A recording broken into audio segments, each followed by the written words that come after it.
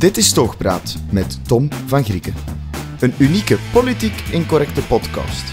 Geen taboes, geen woke-onzin. Gewoon een gesprek. Opgelet, sommige meningen kunnen kwetsen en dat is niet ons probleem.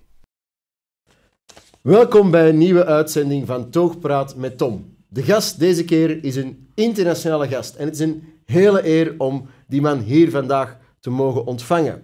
Hij was meer dan 20 jaar Europarlementslid. Eerst voor UKIP, dan voor Brexit, maar altijd voor de Britten. Hij is een man met een klare visie, een duidelijke missie. Een man die zijn droom ook tot waarheid heeft zien komen. Een man die niet te stoppen was. Zelfs een vliegtuigcrash heeft hem niet kunnen tegenhouden. Hij is een man die ooit Herman Van Rompuy een natte dweil heeft genoemd en zei dat hij charisma heeft van een tweede rangs bankbediende. Hij heeft zich daar trouwens ook voor verontschuldigd bij al die bankbediendes, maar niet bij Van Rompuy. Hij is een man die de nachtmerrie was van Guy Verhofstadt en Juncker. Hij is een man die zijn politieke droom heeft realiteit zien worden. Hij is een man die altijd democratie en soevereiniteit heeft verdedigd. Hij is Mister Brexit. Niemand minder dan Nigel Farage is mijn gast bij Toogpraat. Nigel, van harte welkom. Nice to meet you here at the podcast. It's called Toogpraat. Translated, it's like a bar talk or something. Perfect. So, just exactly right for me. Yeah, I love it. I guessed it would be perfect for you. It. So maybe interesting as well is we start this podcast each time simply asking a non-political question to my guest. What's your favorite drink? Well, I like a beer and I like wine, but I do enjoy a gin and tonic. And I notice, appropriately, you've chosen Poppy's gin. And of course, the 1418 war, the British, Flanders, the fact that it's the 11th of November is upon us. So in every regard, Tom, I think you've got this absolutely spot on. Thank you very much. Well done you and cheers. Cheers. Thank you very much. Gin tonic and a link with Flanders.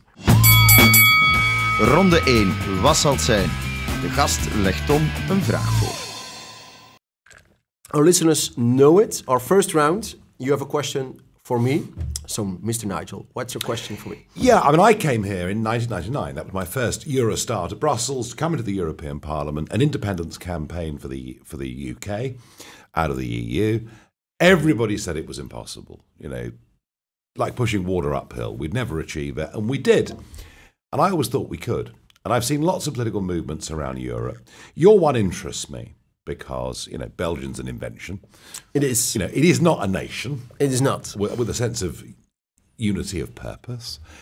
I completely get the Flemish bit, the Flemish art. You know, I understand, and I've known you for many years, known the party for many years, and you've got elected representation right across Belgium amidst this very complex system that's emerged here. My question is, do you really think you can win? Yes, I truly believe so. I truly believe so, and if I wouldn't believe in the victory of my party and the end goal of getting a Flemish independent state where we can protect our own Flemish people, then I would not be into politics. As you might know, in 2014, our party was very small and nobody believed in our party. Yeah. We're completely crushed by the NVA, a semi-conservative party, and they sent me to the field. The journalist called me a child soldier, the last one to close it down.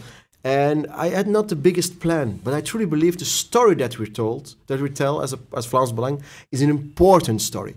How we're going to get there, it will go with ups and downs. It will not be a quick victory. But you believe? I do believe. If you don't believe in your ideology, in the things you say, if you don't believe it, you will not convince people. I truly believe you don't have to be the best charismatic speaker or something. People can simply tell, looking at the telly or seeing a politician, what he says, he truly means. Yeah, if it comes from the heart or from the head, that's the difference. Because there are two types of people in politics. There are those who want to be something and those who want to do something. And a lot of people get tempted by rank, title, position. And when they get to that stage, they lose purpose of what the main goal is. But I think, no, look, I believe you. I think you've got it very clearly still. I have a little speech I go when I go to pubs and local divisions of our party. And I always say there's a difference between parties like ours and other parties. If you want to become mayor or minister, I can advise you a lot of other parties to become member. But if you become member of my party, then you don't do it for yourself in your personal career. You do it for a purpose, because you had enough of it. You have enough of the political elite. You have enough of all the bullshit in the media. You don't do it for yourself. You do it for your children. So it's a cause. It's a cause, and it's something you're called to do. And it doesn't matter what the price is. You have to do it. You get up in the morning and you have to do it. When young people, and I'm still young, but even younger than me, ask me, Tom, should politics be something for me? I always ask them, is doing politics a hobby for you? When they say yes, I say, then I think you misinterpret what the whole idea of politics is. A hobby is going like fishing. You do it when you have time and when you want to do it. Politics is a passion. Even if I have a bad day, I want to do politics. The first thing when I wake up is doing politics. The last thing I think about when I go to bed is politics. It has to be a passion 24 hours a day, 7 days a week. Yeah, and I have to say, I had that belief in what I did, and it just took a lot longer than I hoped it would. But yes, but you got your independence way quicker than we do. We're stuck in Belgium for more than 200 years now. And did you ever had any doubt during your political career? I had doubts whether I could keep on doing it. I mean, it's hard. It's hard. We all have down moments. Of course. And there are the dips, there are the failures along the way. And you think... There are the betrayals, always. Yeah, and you think, well, look at the cost of this to everything and time and life and business career. Obviously, I had some doubts along the way, moments of doubt along the way, but I never doubted overall that I was doing what I believed in and that I had to do it. I had no choice. Yeah, I get of course, I'm not always a strong person, who I pretend to be, but when I go to talk to normal people, and they talk about the misery they have. They have to go to work in a shitty job and they have to pay bills they cannot afford and something. Yeah. That's hard work. That's really hard. And that we have a bad week or a bad month and perception is a bit against us, we get over it. Our egos are big enough to fulfill that. And it's very heavy for our families and our children, of course. But at the end, going each day to the factory, that's even harder than being a politician. Oh no, there are lots of people out there doing jobs that they have no passion for at all. And as you say, we have bad days and bad weeks, but we always have. But the passion's always there. Always there. A little thing when I talk to people, what's the difference between our party and the left-wing party? I always say there's also a funny thing that we should learn from the left-wing parties. When a left-wing person enters a room, you know what? They always think everybody's in favor of them. If a liberal comes there, open borders, globalization, European Union, amazing. And somebody says, I disagree on you, they're generally surprised. How can you not agree with us? And when a right-wing person, or patriot or a nationalist enters a room, with a lot of people think everybody's against us. And I make the complete switch. If I have a bad day, I say, on a bit naive side, everybody is in favor of us. We are the good guys. We defend the things that are very important. Sovereignty, democracy, our own country. And I think that also makes a difference on bad days, that we defend the things that are important. Equality of men and women, freedom of speech and so on. Those are things which make it worth going for. Yeah, no, well, keep going. Because you've made great progress in the last few years. And I think you've got a good couple of years coming up. I really do. Let's hope so. No, I do. Time for the second question. Round 2. Ja. Ronde 2. Pak er een van mij. Tom heeft een vraag voor de gast. Now, Mister Farage, which I do not, but if we believe what all the mainstream media says in Belgium, then Brexit is a complete disaster. There are no groceries anymore in the supermarkets. It is terrible. It's the worst place to live in. Is it really so terrible in Great Britain at this moment? Well, it's called inflation. So what's happened during this pandemic, and indeed was happening back from 2008, is we've massively increased money supply. Government has created a lot more money, and that money, as we come out of the pandemic, is chasing the same number of goods and services. That leads to shortages, higher prices, and at times empty shelves. So this problem is far from unique to Britain. Yes. If you look at America, the west coast of America, hundreds of ships out of Long Beach, California, unable to dock, labour shortages. Canada's got similar problems. Poland's got a bigger shortage of lorry drivers than we've got. Oh, is it? So they're all working in the UK. Well, that's what they say. I mean, they say they've all gone home, but actually, actually over 6.3 million EU citizens are registered to stay in Britain. It's an incredible number. So no, this is a global problem, but it is a symptom of inflation that's about to come. Are the French making things slightly difficult at ports to get goods in and out? Well, more difficult than it was before, but I wonder whether we need to perhaps rebalance our routes, become a bit less dependent upon Calais. Who knows? The one or two North Sea ports, I can Eastern recommend Channel ports that Bruges, Antwerp, that might want some of that business. It might not be quite as quick as Dover-Calais, but I'm sure it could be priced competitively. And where there is a problem is Northern Ireland. Northern Ireland, there is a problem. There is a problem getting supplies into Northern Ireland from the mainland, and that's because the treaty that we signed with the European Union, and you could interpret it how you want. I think Boris Johnson was just desperate to get it over with and kind of sold out Northern Ireland a bit. But so we're now re-examining that. So Northern Ireland has a problem getting goods. For the rest of the UK, it's quite okay. It's like the rest of the Western world. So actually, you have the international thing, inflation, but also the bad deal of Boris Johnson, which for Northern Ireland. Yeah. So actually, better still a no deal than a bad deal of Boris Johnson. Oh, look, I think a no deal would have been far better than what we've got. I mean, financial services was a no deal, and yet money from EU countries is still pouring into the City of London, and we're doing proportionately more European business than we were before with no deal. So, but look, we've got what we've got. I mean, there was a period for 3.5 years when it looked like Brexit could be stolen from us. Now, luckily, we had the opportunity, through what Mrs May did, we had the opportunity with the Brexit Party to come back in 2019 to get rid of her as Prime Minister, which for me was a big moment, a wonderful moment, because she'd betrayed the whole thing. Yeah. And that allowed Boris in. So it's not a perfect deal, but in many ways it's good. And our recent tie-up with Australia, where we're now going to sell them nuclear submarines, as opposed to the French selling them diesel submarines. You know, hey, we're 21st century Britain, and you guys are increasingly becoming the 20th century European Union. So I think we're in the right place in many, many regards. Okay. Would you, for example, we also have a lot of criticism on the European Union. Would you recommend each country to leave the European Union, or are there reasons why some countries should stay in it? You cannot be an independent, self-governing, democratic nation and a member of the European Union. I mean, you can be an adjunct of the European Union, but you have to accept the supremacy of EU courts.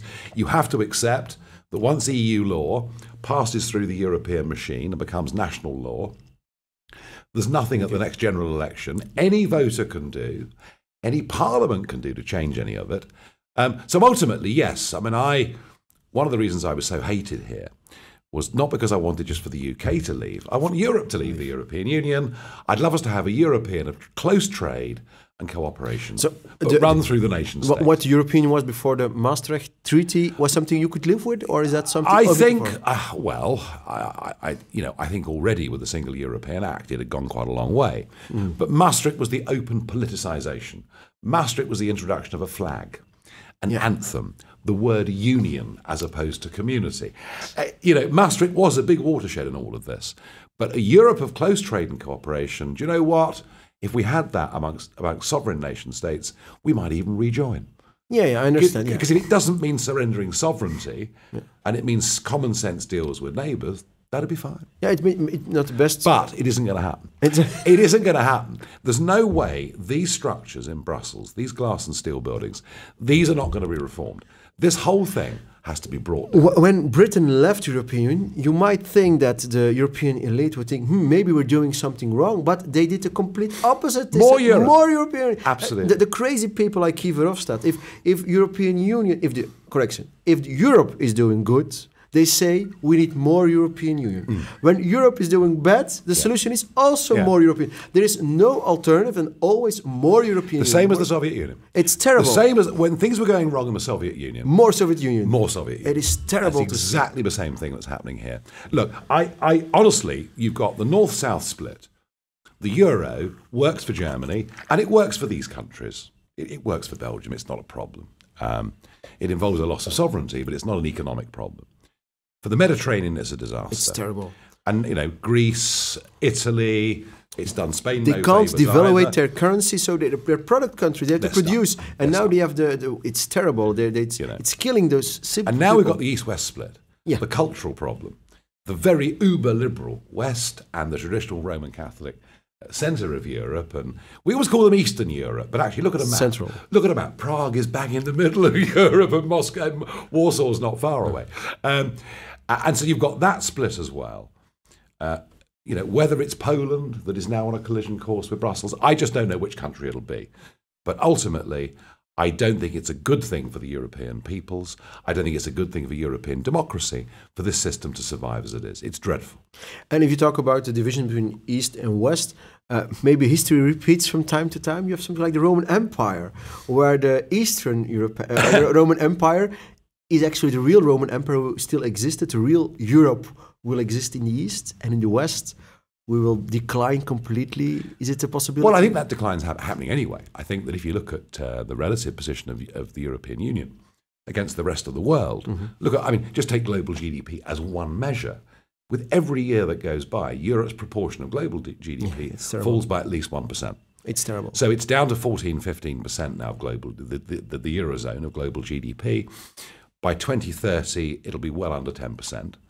And yet everybody here in Brussels, you're going great. They think this is it. This is the ultimate that mankind has ever achieved. They're deluded. They don't know what's going on in the real world. And part of Brexit, unlike it's little England, it's backward thinking, it's the 1950s. No. It's not. Actually, global Britain now has an opportunity to reach out and embrace much, much broader relationships around the world than we ever could do in the European Union. We've done that deal with Australia. I mentioned that already. I arrived here in Brussels today to go into a restaurant. I was asked to produce a vaccine passport. The same applies. Ridiculous. Not in London. Not in London. Not in London. And what's the vaccine rate in London? In Britain, what's the percentage of people who got a vaccine? Approximately? We're about 88%. Okay, we're in Flanders, 92%, and still the state doesn't trust the people. It's terrible to see here. Yeah, we've got healthcare sector where it's becoming mandatory. Yeah, it's terrible. And a lot of people won't do it. Look, I don't think Boris Johnson has handled it very well, but we're not as authoritarian as the rest of Europe or much of the rest of the world. So in relative terms, we're doing okay. But the irony is, as we're coming out of this pandemic, governments are grabbing even more power. Yeah, it's true. And I understand there's even a member of the European Parliament not being allowed access to the building. Yes, it's democracy. You use a pandemic, human tragedy, to gain grip on democracy. It's a state who knows everything about the people, but it's not the people who know everything about the state. It's something very dangerous. I've taken the vaccine. So do I. I think the evidence is quite clear that if you do get COVID, and I'm nearing 60, I've smoked all my life, it makes sense for me to have it. If you get COVID, you're less likely to be seriously ill. What I'm not convinced of is having the vaccine makes you any less likely to transmit the virus. No. And when I ask scientists that question, I get a variety of answers. So it should be about personal choice. And if we use this to create a two-tier society where 8-10% of our populations are literally excluded from normal life, that'd be a mistake. You talked about all the nurses and so on who could lose their job if they're not vaccinated. It's very tragic. 2 years ago, we were applauding. They were the heroes. I know. And now they're pointing their fingers. Oh, you, when you had no vaccine, you were a hero, and now you don't have a vaccine. For what reason whatsoever, we should fire you. It's a bloody, bloody shame. It's a disgrace. Yeah, no, government gets bigger and bigger. Yeah. Our individual choices become fewer and fewer. And this is an ongoing fight for liberty. It's very important. Okay. Round 3. Ronde 3. Wie gaat de rekening betalen? Right. What is the biggest danger we're facing as a society? There are two dangers, really. One is obviously completely uncontrolled immigration, changing the demography of our countries completely, and in a way that's not reconcilable, that leads to divisions. And if I was to dwell on this, I'd say there are parts of Brussels now where there are communities living entirely separate lives to other parts of Brussels, and that's not good, that's not healthy, it poses security threats and all the rest of it. But that, in a sense, is almost worthy of a big podcast of its own right. But it is one issue, and if you look at what's happening at the moment on the Belarus border with Poland, it's massive. 2015, when Juncker put in place the European refugee system, I was in the Parliament, sitting next to him, arguing, this is insane. if by just setting foot on EU soil you can stay, millions will come, and they did. And they all ignored me. Now, of course, they're panicking. You've got Barnier, of all people. Yeah, in France. I mean, wanted to get strict on immigration. He wants strict immigration. Donald Tusk wants NATO to get involved on the border. So they now realise what a real problem this is. I was right about this. I was well ahead of the game on understanding all of this. But this is something that will affect all of us. That's one issue. But I think, and it is serious, but the other one I think that is even more fundamental is the battle for the future of Western civilization. We have a civilization based on Judeo-Christian values and culture. Through that system over centuries, we've built up a form of democracy. We've built up a form of government of the people, by the people. We've built up a series of values in terms of our nations, our histories, the bits we're very proud of, the bits we're less proud of, but we've always accepted they're part of our history. Some of our great Elizabethan characters that helped us forge the way for the empire. I mean, they were pirates. I mean, they were villains. They were robbers of the high sea. But that doesn't mean their names aren't important as part of our island story. Churchill may have said things that socially are more difficult today than they were 100 years ago. But isn't this very easy of I call it the woke generation, the political elite, to say with the knowledge they have now, with the luxury they have now, to judge history. They had to do it in times. And they'll be judged in 100 years. Yeah. They'll be judged in 100 years. Yeah. In all sorts of ways, because values change. The revolution always eats its first children. Well, of course. And it will happen. But never before have we had an attempt to literally abolish our history, to make us ashamed of who we are and what we stand for. And it's happening throughout the educational establishments. It's happening through large sections of the media. It manifests itself. I think the term woke is too soft. It's cancel culture. Of Marxism. And behind cultural it is Marxism. The virus. Not coronavirus, but Marxism, which mutates and comes back. And as they use class and money in Russia for the revolution of 1917, they're now using, effectively race. That we must all feel guilty, and that black people must now have special privileges in getting jobs, and we must take the knee to Black Lives Matter, which is an avowedly Marxist organisation that wants to defund the police. And a lot of young people are buying into this without thinking. A lot of corporate companies have bought into Black Lives Matter. I did a big event in London last week, 150 business people, and Black Lives Matter became an issue. And I said to them, this is a Marxist organisation that wants to defund the police force, bring down Western capitalism and end your jobs. And I'm saying this to the very people who say they're supporting it. And they say I'm wrong. Just read the website. Yeah, you can simply see it. And it's the ignorance of all of this. So I think the battle for Western civilization, because if we don't fight that battle and win a battle that says that we believe in our values, we believe in what we are, where we come from, and we're optimistic for our future.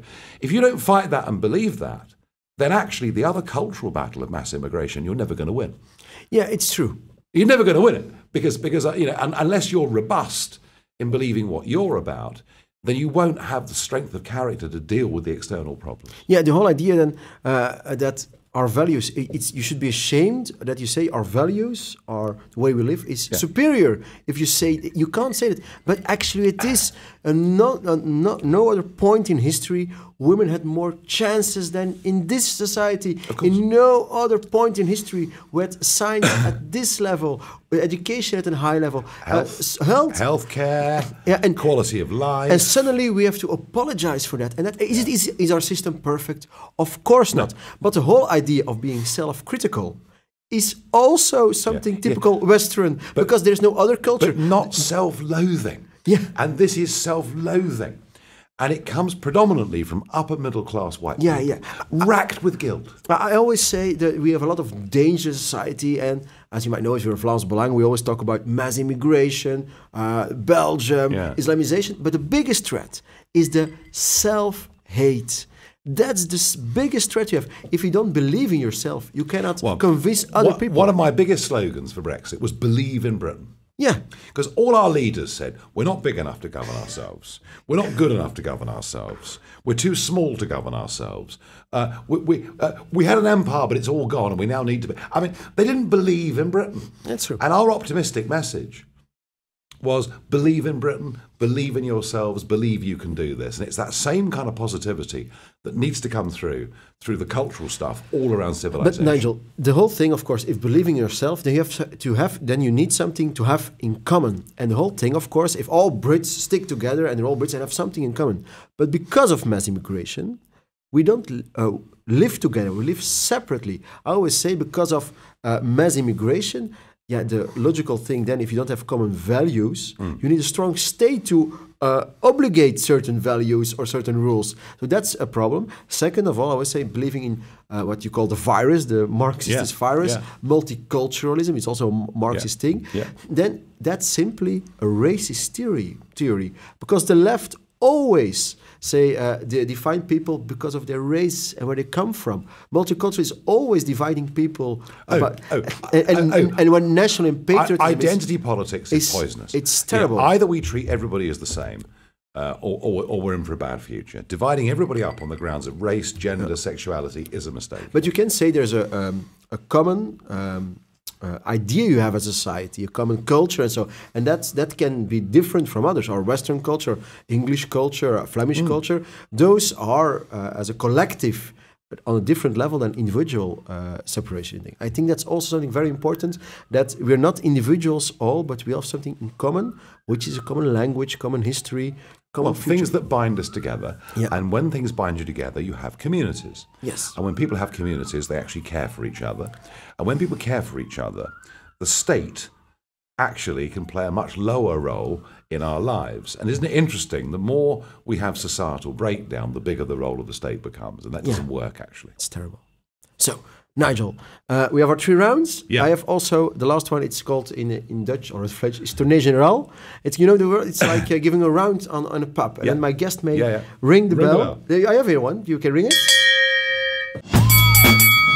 Tournée générale. And then I have a few dilemmas for you. Okay, here you go. Are you ready? Yeah, I'm ready. Okay. Are you a dog person or a cat person? Dog. I got a Labrador, black labs matter, by the way. I got a black Labrador at the start of lockdown, and that's why all of these suits need to be taken in, because you have to walk black Labradors. So, it's the first dog I've had for years and years and years, and I live in a lovely part of rural southern England, and I've really enjoyed it. Okay. You have to choose Guy Verhofstadt or Jeremy Corbyn? Well, I mean, a lot of the things that Jeremy Corbyn stands for, I might find a bit repellent. In particular, the sort of anti-Israel, pro-Palestinian terror stuff and all the rest of it. However, Verhofstadt has gone from being a sort of conservative type national politician to being a fanatical maniac. And at least Corbyn's been consistent. Okay. I may not agree with him. He has a backbone, but we're not sure about... But he's been consistent. Okay. And so I'm going to have to go for Corbyn. Okay. So a bit Britain first. But, I mean, Verhofstadt, just ghastly. I mean, I always say that you can agree with people, that you can like people you disagree with. I like Juncker. I had fun with Juncker. I had laughs with Juncker. Have drinks with Juncker? Yeah, of course. I mean, only person that he drinks more than anybody. But with Verhofstadt, it isn't just that you disagree with him. He's just not very nice either. We voted him away and he came back in. I know. If you have to choose between continental Europe or the United States? Oh, I'm closer to the USA. I mean, I've worked for European companies. I've been married to a European woman, a German by birth.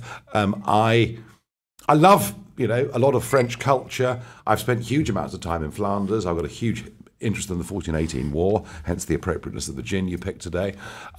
So there are many things in Europe I love and want to celebrate, but I love the optimism of America, and also the closeness that it has to Britain. Okay. And now we're already in the United States. We know you're a big fan of a certain president, but there's also another famous president. So if you have to choose, Trump or Reagan? Oh, that's impossible. You have to choose. Such an unfair question. Such an unfair. Obviously, I didn't meet Ronald Reagan. I know lots of people that worked for him and did know him, and he was incredibly charming and very successful. I've got to stick with Trump because I'm living in the now. But I'm not just living in the now, I'm living in the future, and I want Trump to come back and win in 24. So I've got to go for Trump, but it's a difficult choice. Yeah. And actually, I can recommend all the people to simply go to the US, see him speak, because he's an impressive figure. If you see him only on television, European television, you think it's a strange figure. But I've seen him speak. You were there as well at CPAC. Yeah. It's incredible how he's phenomenal. He's phenomenal. Yeah. And he's a great entertainer as well. Yeah, and he mocks also with himself, but nobody nobody believes it. It's really and it's not. It's more than a person. It's like a phenomenon. It's something bigger than I bigger than life. I promise you, those election rallies, as the run up to the 8th of November last year happened. And because of coronavirus, indoor events were banned. So it was these all held at airports. And there'd be 30, 40,000 people in the freezing cold, bitter winds. You know, an Air Force One appears on the horizon and the music starts to play. And out he gets with the big coat and the hat. And he walks up this long, sort of 75-metre ramp to get to the microphone. And he does his stuff, and then as he leaves, he's pointing at people in the crowd. And there were some nuns in Pennsylvania, nuns in the front row. And after he'd finished, he looked down and he pointed. He shouted to them, "Sisters, is God with me?" No, it's just wonderful stuff. I mean, he's a showman like no other. And you're quite right. You have to see it and experience it, and it is quite something. And if it's not election time, you go to the football in America. Now they're shouting, "Let's go, Brandon!" Which is it's amazing how they hate Biden. Well, Biden's popularity is down the floor. Yeah. Harris, the VP, has got the lowest VP ratings ever. And the Republicans have got a massive chance in the midterm and a big chance to come back in 24. So let's hope so. Yeah, he's Donald may be down, but he's not out. Okay. Then speaker in a pub or speaker in Parliament? I spent years speaking in pubs, and I'm doing that with you today. I'm not sure I'd be very good as a speaker or a chair. I could try, but I think my passions for subjects would make it very difficult for me to be quiet, to be a proper neutral umpire. And I'm disgusted in the European Parliament that the speaker, the chairman of the Parliament, is allowed to vote. Yeah. The chairman of the Parliament is allowed to give opinions. That isn't how it should be. No. A reputable chamber picks one of its own number to be a neutral umpire for proceedings. And if it ever happened that I got into that position, I'd do my best, but I think I'd find it very difficult because I believe in things too strongly. Football or rugby? Well, I was brought up with rugby. You played it? Yeah, I went to a rugby school. It wasn't my best sport. I was more of a cricketer, golfer, hockey player, those sort of things. So I wasn't great at rugby, but culturally, I was brought up with rugby. Okay. And although having said that, I follow the Premier League, I follow the results every week. Our family support Crystal Palace, and we're 10th in the table, which for a small club's not bad. A traditional club. But still a proper old-fashioned football club, But actually, the truth of it is, I love all sports. Okay. I follow everything. I mean, when the Olympics is on, any international global sport that's on. I was at the Anthony Joshua fight, boxing, the other week. Oh, yeah. So I like attending sporting events. I'm actually a bit of a sports nut. Okay. Then, Allo Allo or That's Army? Oh, well, both are, of course, written by the same, or at least co-written by the same people. Both brilliant, both utterly hilarious. But you have to choose. But I have to choose Dad's Army. That's how I just do. I think there is something. I mean, Allo Allo's good because it takes the mickey out of every European nation. It does it beautifully. But there's something particularly unique in Dad's Army about our ability to laugh at ourselves during our darkest hour. Oh, yeah. I like that. I like that. Then the final dilemma: England or Britain? I would have always said Great Britain. I would have said that. I would have said that without thinking. For the first 40 years of my life. Always said I was British first, English second. I feel there's a bit of a change coming on, and I'm feeling my Englishness much more strongly than I did before. And I think that's partly because the Scottish nationalism, which isn't really nationalism because they want to be governed from Brussels anyway, it's a sort of strange anti-English globalism. It's very odd. But I think the rise of Scottish... It's not that odd. The whole world was at one point against Great Britain. Well, that's true. Because that's not that unique, of course. Then we ran half of it. There is a resurgence of Englishness. And, we by population are 87% of the UK. And we've had too little of a voice. So, on balance, still British, just... But the Englishness thing could overtake it in the next couple of years. Maybe a bonus one, because we talked before this podcast, of course, had a nice lunch together. Thatcher or Churchill? Well, historically, Churchill was there at a remarkable time. But if you take out the war years, Churchill's legacy to British politics wasn't a particularly good one. He got a lot of things wrong. Margaret was an utterly transformative figure. And she took us out of the mess that we were in. The real losers of World War II were us. We came out finished, ruined, bankrupt. We didn't recover. But the mid-1970s, we were the sick man of Europe. And you guys were all doing quite well, relatively well. We were doing terribly. And Thatcher completely transformed the country, brought back some positivity, some entrepreneurship. So for her overall contribution to British politics, Thatcher. Okay. I thought you would say Churchill. Churchill, no, in terms of global history... Historically, Churchill. In terms of global history, it's Churchill. But in terms of the way we live our lives in the United Kingdom and her transformative nature of her politics, it's probably Thatcher. Okay. Thank you for your comment. Thank you. Thank you for listening. It's a pleasure. Dit is Toogpraat met Tom Van Grieken. Een unieke politiek incorrecte podcast. Geen taboes, geen woke-onzin. Gewoon een gesprek. Opgelet. Sommige meningen kunnen kwetsen en dat is niet ons probleem.